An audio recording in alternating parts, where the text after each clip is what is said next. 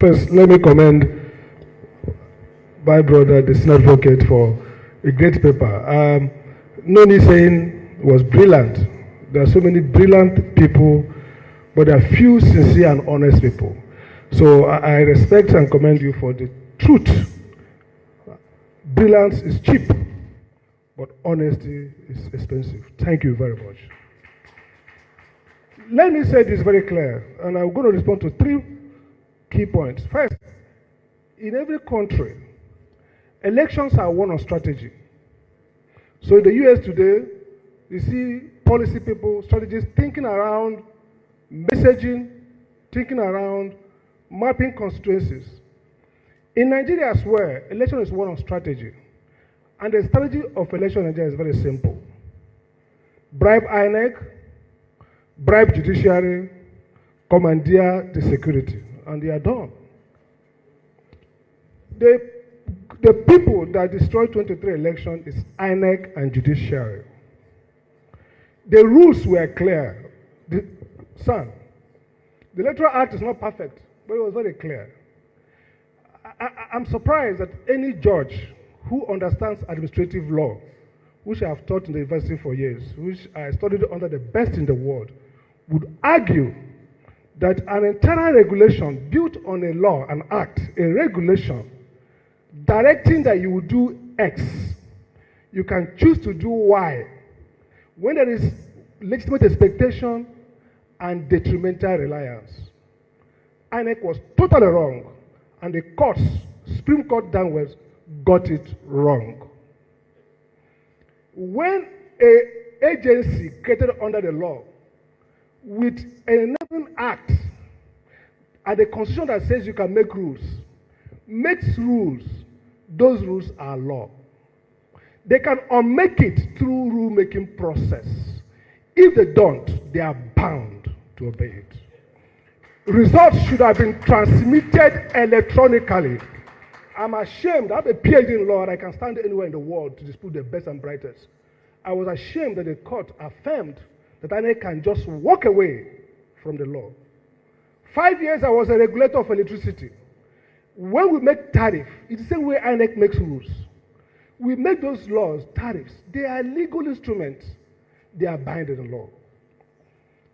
I hold INEC responsible, and I hold the courts responsible for the failure of the elections. Sir, it's important to clarify who can sue. Here is the point.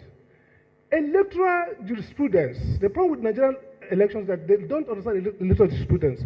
Electoral jurisprudence is that the court's job is to restore back power to the people voting. Democracy is not, the dispute is not between Mr. Amade and Mr. Okutipupa. No.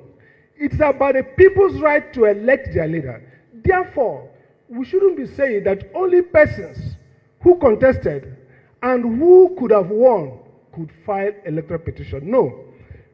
Citizens who voted have a right to go to court and say that the process was faulty. Look at the US jurisprudence. All the cases that went to court in 2020, I guess, were mostly by civil society groups and voters. That should change.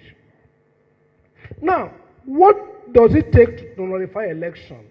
I always wonder why judges feel that what they call substantive justice, substantive compliance. If elections were conducted outside the rules, that is enough to nullify the election. You don't have to prove that you would have won. Elections should be nullified if they are conducted contrary to rules. Our jurisprudence is faulty on that. So the question then is, there's a key point somebody mentioned about too much burden on the judges. It is caused by INEC, and I make this clear. The new Electoral Act provides 2 safeties that we destroyed. First, internal democracy. It says that all candidates must be either elected directly or indirectly. If you choose indirect, then it laid out democratically elected. Let me say it clear. The court has a right and a duty to overrule parties if they present candidates that did not go through the rules of the constitution and their own internal rules. There's no justice like saying, look, there are 3 people here. members of the party have a right to due process. That's why the Act provides for it, and that's the Constitution provides for it. So if you do not second-guess politicians, then it's not that you are imposing the candidate, you are requiring them to follow the rules. And that's what the Supreme Court has been saying before. And the final point I want to make is very clear on this. INEC needs to start doing administrative adjudication. Now, let's be very clear. Every process in an election, including rulemaking, including declaring results, are administrative procedures that require due process. Meaning that INEC should be sitting and making rulings on objections during collection of elections. I watch the drama where INEC says, call result, you call result, after I go to court. No, that's not the way. That is an intermediate procedure before adjudication in court. That is administrative hearing.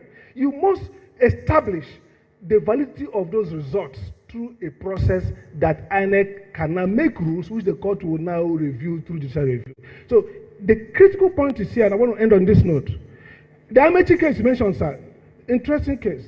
The court did something that was nice, but look at the failure. The issue is, it's not for the court to impose candidates. Courts can verify results and ask people to elect, to go back. So we have to redraft timelines to allow for repeat elections, not imposition. And the key point here then is that this is not a matter of nicety. I like the point you made. Politicians are mad dogs. You need to police them. But when the policer of mad dog is himself mad, then that's confusion. The judiciary should no longer be thinking of politicians as people who want to do public good. The public interest is to impose order and regularity in politics, not to allow politicians to self-regulate. That is a lesson of history. I don't blame politicians, I blame judiciary, I blame INEC, because they abandon their work, and politicians are the ones who can never see power and leave power. You have to treat them as persons who have adverse interest to public interest and force through regulation the convergence of private and public interests. Thank you very much.